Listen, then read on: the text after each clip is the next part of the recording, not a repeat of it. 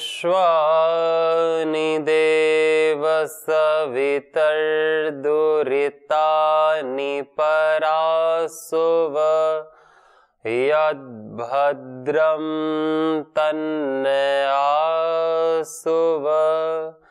ओम शांति शांति शांति।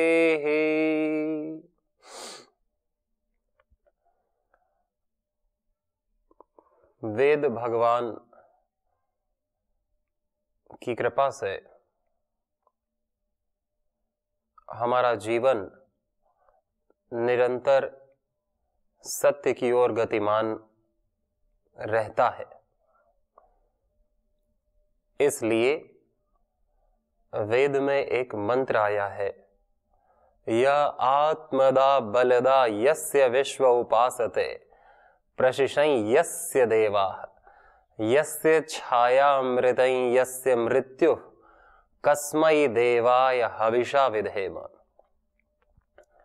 कि जो हर प्रकार के बल का दाता है, बलदा है, चाहे वह आत्मिक बल हो, शारीरिक बल हो, भौतिक बल हो, हर प्रकार के बल का देने वाला, आत्मदा बलदा, आत्म बल का देने वाला, मनोबल का देने वाला प्रभु, यस्य विश्व उपासते, जिसकी यह सारा विश्व जिसकी उपासना करता है, बल की उपासना करता है। और वेद भगवान ने भी बोला बलम उपास्व, बल की उपासना करो। और हम सभी बल की ही तो उपासना करते हैं। हम सब चाहते हैं कि हमारे पास बहुत बल हो, धन बल हो, जन बल हो, बुद्धि बल हो, मनोबल हो, शारीरिक बल हो, ऐन्द्रिक बल हो। हर प्रकार के बल का देने वाला प्रभु है। और हम सहज रूप से बल की तरफ ही तो खींचते हैं। जैसे कि किसी के पास धन बल अधिक है तो हम उससे आकर्षित होते हैं। हम चाहते हैं इस जैसा बल हमारे पास भी हो। किसी के पास बहुत सारा बाहुबल है, शारीरिक बल है, मानसिक बल है, बौद्धिक बल है, तो पूरी धरती उसकी जय जयकार करती है। व्यक्ति व्यक्ति उससे प्रेम करने लगता है, उसको चाहता है, उसका यशोगान करता है, उसकी कीर्ति का बखान करता है और चाहता है कि ये मेरे पास भी हो। यही उपासना जिसकी हम मन से इच्छा करते हैं। यस्य विश्व उपासते, उस बल देने वाले प्रभु की यह सारा विश्व उपासना करता है, उसके इस बल ऐश्वर्य की। प्रशिशं यस्य देवाः, और जिसके अनुशासन में, जिस बल देने वाले प्रभु के अनुशासन में सभी देवी देवता निरंतर कार्यरत हैं, वो भी उसी के अनुशासन में, प्रशासन में कार्य करते हैं। क्योंकि देवताओं का भी बल दिया हुआ है भगवान के द्वारा। किसी का कोई पर्सनल बल नहीं, सब बल ब्रह्म का है, उस बलदा का है जिसने सबको अपना बल दिया है और जो सदा देता ही रहता है। उसके पास जो कुछ है वो सब देता है। तो देवताओं का भी बल प्रभु के द्वारा है, इसलिए देवता भी उसके प्रशासन में, अनुशासन में चलते। प्रशिशं यस्य देवाः यस्य छायामृतं, और जिस बल देने वाले प्रभु की छाया ही अमृत के समान है, वो व्यक्ति निर्भय हो जाता है जो बलवान है। जिसके पास वो बलवान शक्ति है वो व्यक्ति निर्भय हो जाता है। और यस्य मृत्यु, और जिसके पास कोई बल नहीं या किसी बलवान से उसकी मित्रता नहीं, उसकी मृत्यु हो जाती है। कहते भी हैं सर्वाइवल ऑफ फिटेस्ट, जो फिट है वही सरवाइव कर पाता है, वही चुनौतियों के सामने अडिग खड़ा रह पाता है। कितने भी तूफान झंझावात आए, किसी भी प्रकार के, उन सब में अपने सुख, शांति, संयम को नहीं खोता जो बलवान है या जिसके साथ उसका बलवान मित्र है। नहीं तो व्यक्ति मर जाता है, कमजोर व्यक्ति टिक नहीं पाता, डिप्रेशन में चला जाता है, कोमा में चला जाता है, पागल हो जाता है। यस्य छाया मृतय यस्य मृत्यु कस्मै देवाय हविषा विधेम। मैं उस आनंद स्वरूप प्रभु का ध्यान धरता हूं और सबको उसकी उपासना करनी चाहिए, सबको उसके लिए अपनी आहुतियां अर्पित करनी चाहिए उस बलवान के प्रति। यही हमारा ध्यान है, यही हमारी साधना, यही हमारा स्वाध्याय है कि हम अपने आप को उस बलवान प्रभु से एक माने जो सर्वव्यापक है, जो मेरे भीतर भी है और जो सबके भीतर है तो मेरे भीतर भी है, जो हर जगह है वो यहां भी है, जो हर समय है वो अभी भी है और जो सबका है वो मेरा भी है और सब उसके हैं, मैं भी उसका हूं। इस सत्य को जो मान लेता है वो उसका लाभ लेता है। मानने से लाभ होता है, इसीलिए श्रद्धा भी मानने की चीज है, धारण करने की चीज है। जो मानेगा वो धारण कर लेगा और जो प्रभु को धारण करेगा प्रभु उसको धारण करेगा और दोनों एक होंगे। नहीं तो बिना माने तो प्रभु तो सबका है ही, लेकिन हम प्रभु से लाभ नहीं ले पाते, उस परम शक्ति से लाभ नहीं ले पाते। जैसे को कोई अपने पिता को पिता न माने तो उससे द्वेष करेगा, उसको सामान्य व्यक्ति समझ करके उससे अलग ही बर्ताव करेगा, पिता जैसा प्रेम नहीं करेगा, पिता जैसा सम्मान नहीं देगा। कोई अपनी मां को मां न माने तो मां भले उससे प्रेम करे, लेकिन वो मां पुत्र जैसा मां को प्रेम करता है। वो अपने आप को पुत्र नहीं मानेगा और उस महिला को मां नहीं मानेगा और वो प्रेम को लौटा नहीं सकता, प्रेम को कर नहीं सकता। उसी प्रकार भगवान तो हमसे प्रेम करता है, लेकिन उसको हम माने ही ना, नास्तिक बुद्धि हो जाए कि ये सब तो पुराने ख्यालात है, ये सब तो कुछ नहीं होता, मैं तो नास्तिक हूं। नास्तिक भी आजकल बड़े सम्मान के साथ शब्द प्रयोग किया जाता है कि अपने आप को नास्तिक कहना भी एक फैशन हो गया है और अपने आप को आस्तिक कहना ये पुराना हो गया है। तो व्यक्ति जो अपने आप को बड़ा दिखाना चाहते, बुद्धिमान दिखाना चाहते और अपने आप को मॉडर्न दिखाना चाहते, सो कॉल्ड, तो वो कहते हैं कि मैं नास्तिक हूं, मैं भगवान पर विश्वास नहीं करता और मैं भगवान पर विश्वास नहीं करता कि वो है, क्योंकि वो दिखता नहीं। जबकि कई सारे वैज्ञानिक भी उसको मानते हैं और उसको मानने से क्या, उसको जीते हैं। भले ही ये हम पहले भी चर्चा कर चुके हैं कि व्यक्ति माने या ना माने, व्यक्ति इस संसार को तो मान रहा है, स्वयं को तो मान रहा है कि मुझे अच्छा करना चाहिए, मुझे अच्छा बोलना चाहिए, मुझे अच्छा सोचना चाहिए, मुझे मांसाहार, दुराचार, व्यभिचार, झूठ, असत्य आचरण, चोरी, नशे की लत और हिंसा नहीं करनी चाहिए, दूसरों को कष्ट दुख नहीं देना चाहिए, भ्रष्टाचार नहीं करना चाहिए, सबकी मदद करनी चाहिए क्योंकि सब मेरे जैसा ही है। तो व्यक्ति ये भी नहीं करता और कहता है मैं भगवान पे विश्वास नहीं करता। अब विश्वास कर भी लोगे तो क्या लाभ होगा तुम्हारा?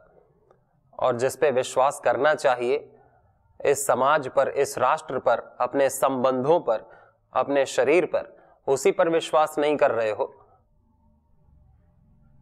जब उसी पर विश्वास नहीं कर रहे तो भगवान पे विश्वास करने ना करने से क्या फर्क पड़ता है, क्या प्रश्न उठता है?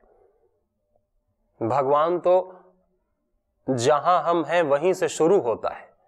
जैसी हमारा ज्ञान है, जैसी हमारी अनुभूति है, वहीं से भगवान शुरू होता है, वहीं से जीवन शुरू होता है। जीवन भगवान का पर्यायवाची है, जीवन कोई अलग नहीं।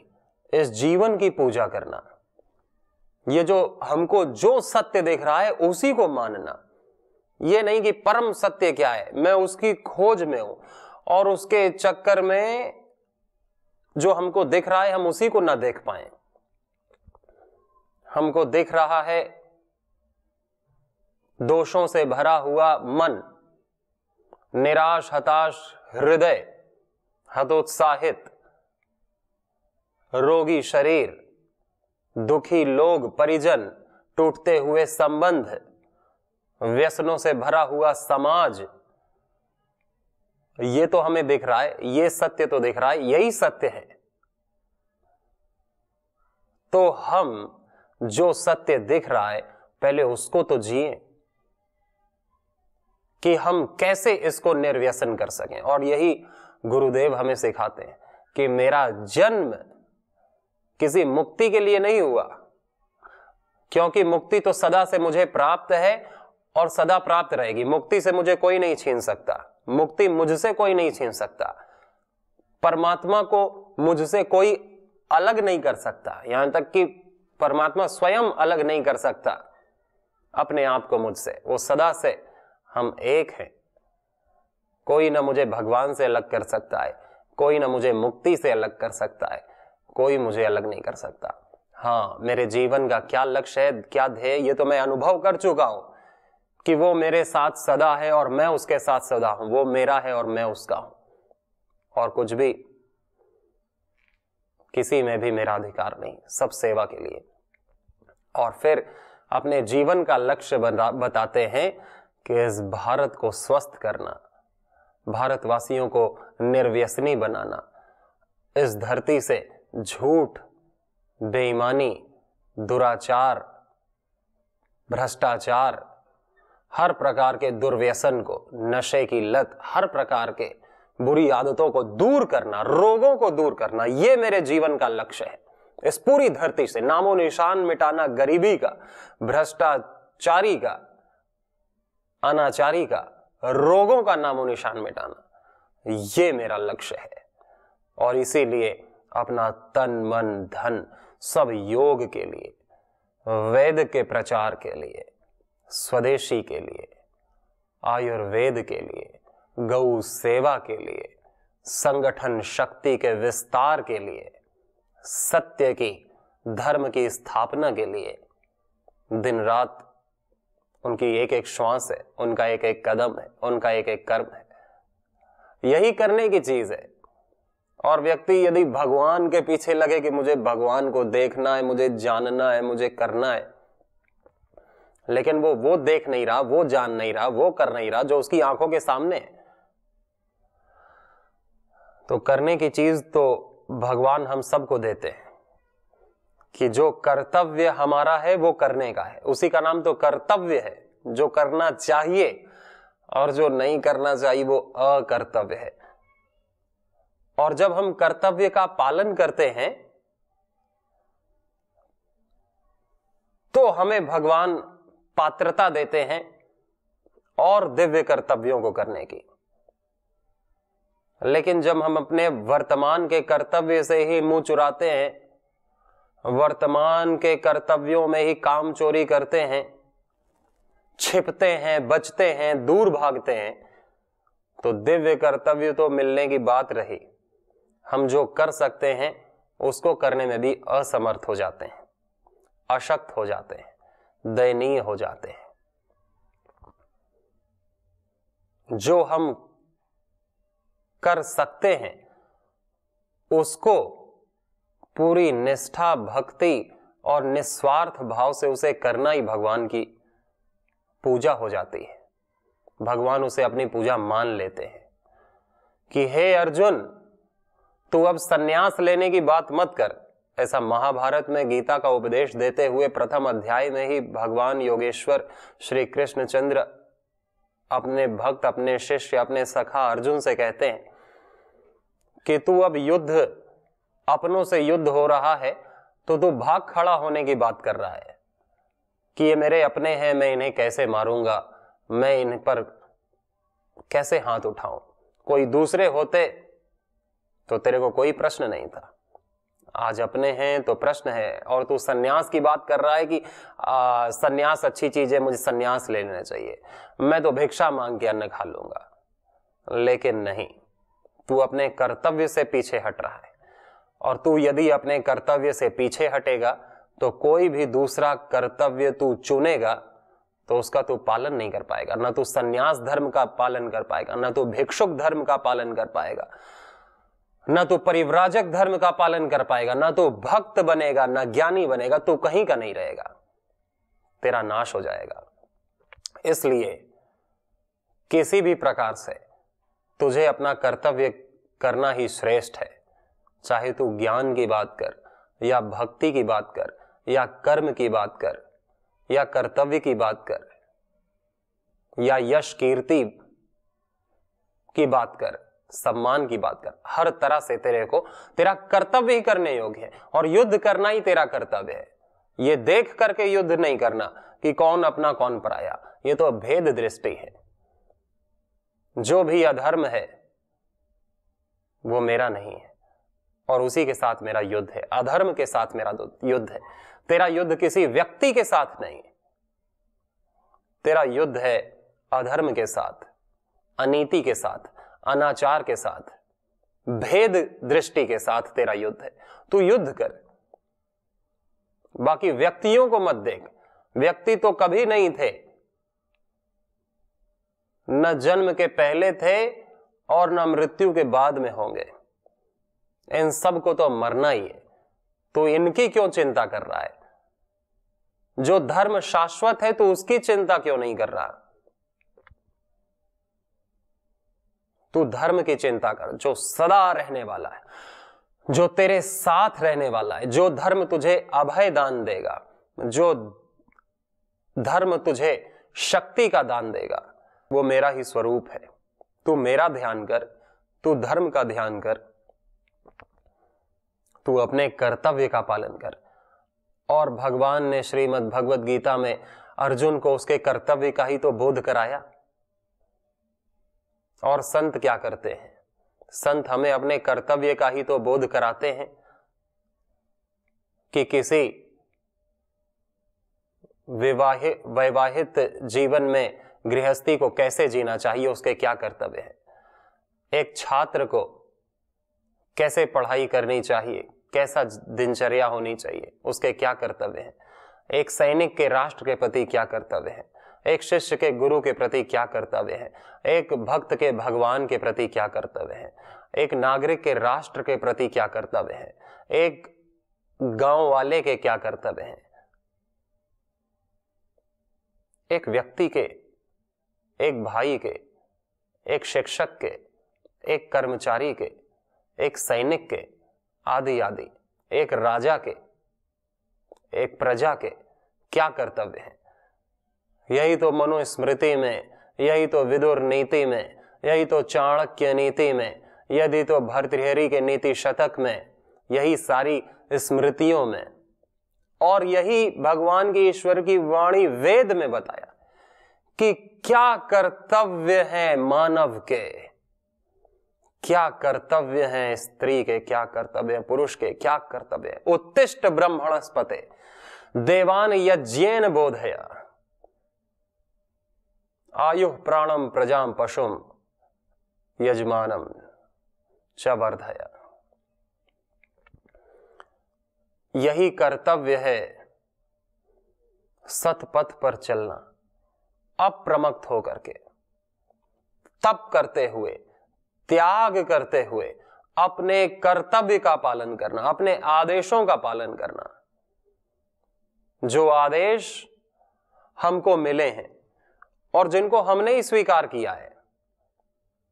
अब किसी ने गृहस्थी बनना स्वीकार किया है, विवाह करना स्वीकार किया है, तो उसके जो भी आदेश हैं पति के पत्नी के लिए पत्नी के पति के लिए, वो मान्य है। इस राष्ट्र में हमने जन्म लिया है तो इस राष्ट्र के क्या आदेश हैं, राजा के क्या आदेश हैं, घर में जन्म लिया तो माता पिता के क्या आदेश हैं, हमने गुरु को स्वीकार किया तो हमारे गुरु के क्या आदेश हैं, हमने भगवान को जो वरुण है, जो वर्णीय है, उसको स्वीकार किया तो सबसे उच्चतम आदेश तो परमात्मा का ही होता है कि उसके क्या आदेश है, और वेद का आदेश ही उसका आदेश है। वैदिक क्या आदेश है, ऋषियों के क्या आदेश है मेरे प्रति, वही मेरी पूजा है, वही मेरा अनुष्ठान है। और अपने कर्तव्य को करने में भले ही सुख आए या दुख आए या कैसी भी परिस्थितियां हो, कैसी भी मनस्थितियां हो, कितने भी चुनौतियां आए, उन सब को सहते हुए अपने कर्तव्य का पालन करना, यही तो तप है। तपो द्वंद्व सहनम, मेरा तप चलता रहे। तप करना ये नहीं कि केवल जो सन्यासी हो गए वही उन्हीं को तप करना है, या केवल जो ब्रह्मचारी हैं उन्हीं को तप करना है, केवल जो साधु हैं उन्हीं को तप करना है। बिना तप के जीवन खिलता नहीं, बिना तप के उत्पादकता नहीं आती, बिना तप के जीवन सुगंधित नहीं होता। जैसे कि एक बीज छोटा सा वो धरती के अंदर तपता है और फूट करके वटवृक्ष बनता है, बड़ा सा वृक्ष बनता है, छाया देता है, फल देता है, पत्तियां देता है, ऑक्सीजन देता है, कांटों के बीच में पुष्प पलता है, तप करता है और सबको सुगंधी देता है। सूर्य तपता है और सबको प्रकाश देता है। हर कोई सहज तप करता है। तप करना ही हमारा स्वभाव है, सहजता है, तप से बचना नहीं। समतापूर्वक तप करना, ये नहीं कि हम जहां भी दुख दिखाई दे उस चीज को छोड़ करके आगे बढ़ जाएं, जहां चुनौती दिखाई दे हम जीवन को वहां से बटोर लें। और हर जगह ही दिखाई देगी, व्यक्ति कब तक भागेगा चुनौतियों से, संघर्ष से। संघर्ष में ही सृजन है, संघर्ष में ही जीवन महान बनता है। एक कहावत है कि राम वन गए और बन गए, राम वन न जाते तो बन न पाते। भगवान श्री राम वन गए, कितने ऋषियों का कल्याण किया, कितने राक्षसों का वध किया, इतना तप त्याग किया कि वो हमारे सामने पूजनीय हैं। उनको नाम लेकर के ही उनका हमारा हृदय पवित्र होता है, हमारे विकार शांत होते हैं। केवल तप और त्याग की धरती है और तप और त्याग की पूजा है, और तप और त्याग से ही बल की प्राप्ति होती है। वो निस्तेज हो जाता है, निर्बल हो जाता है जो हमेशा सुख में, सुविधा में रहता है। जो माता पिता अपने बच्चों को केवल सुख और सुविधा में ही पालते हैं, वो बच्चे निस्तेज और निर्बल हो जाते हैं, उनकी इम्यून सिस्टम कमजोर हो जाता है। और हम देखते हैं कि जो बच्चे अभाव में पले हैं, असुविधा में पले हैं, उनको तप करना पड़ा है, उनके माता पिता ने उनको तप करवाया है, या प्राकृतिक रूप से उनको तप करना पड़ गया, सहज रूप से ही, और वही शक्तिशाली बने, वही बलवान बने, आगे वही महान बने, और उनकी इम्यून सिस्टम भी मजबूत होता है। वो पल पल में, क्षण क्षण में बीमार नहीं पड़ते। नहीं तो व्यक्ति को साल भर सर्दी, खांसी, जुकाम, इन्फेक्शन, एलर्जी, सरदर्द, पेट दर्द, कमर दर्द, घुटना दर्द, आंखें खराब, चरित्र खराब, जीवन खराब, और ऊपर से अहंकार इतना बड़ा कि क्रोध ही क्रोध मुंह से छलके। मधुरता नहीं जीवन में, तो मधुरता निकलेगी कहां से? मधुरता निकलती है कठोरता से, और कठोरता आती है व्यक्ति में तप से। मजबूती आती है, और मजबूत व्यक्ति ही त्याग कर सकता है, जो ये जानता है कि त्याग करने से मैं नहीं घटूंगा, मेरी हानि नहीं होगी, मैं तो अछेय हूं, अछेद्य हूं, अदाह्य हूं, अखंड हूं, अद्वितीय हूं, मेरी हानि नहीं हो सकती। तप करने से, त्याग करने से मैं घिसूंगा नहीं, मैं खत्म नहीं होऊंगा, मैं आत्मा हूं। और जिसे खत्म होना है उसे कोई बचा नहीं सकता। इसलिए ज्ञान पूर्वक जीवन जीते हुए तप करना, अपने कर्तव्य का पालन करना, अपने ध्येय को अपने सामने रख करके, फिर चाहे निंदा हो या जग वैरी हो या भूख प्यास धूप छाव बारिश तूफान, हर प्रकार की चुनौतियों को सहते हुए एक वीर आगे बढ़ता है, एक क्रांतिकारी आगे बढ़ता है, एक संत आगे बढ़ता है। और वही व्यक्ति संत बनता है, वही व्यक्ति योद्धा बनता है जिसमें ऐसी ग्रिट है, ऐसा डिटर्मिनेशन है, ऐसी जिसकी मानस चेतना है कि मैं त्याग कर सकता हूं, मैं तप कर सकता हूं। और तप और त्याग से ही जो बल प्राप्त होता है, उसी से जीवन निखरता है, उसी से जीवन वृक्ष की तरह सबके लिए उपयोगी बनता है, सहयोगी बनता है, और सबको उसका लाभ मिलता है और उसका जीवन सार्थक होता है। हमारा जीवन भी सार्थक होगा, इसमें कोई संदेह नहीं। सभी को बहुत शुभकामनाएं। आज का सत्र यहां विराम लेता है। नमस्ते।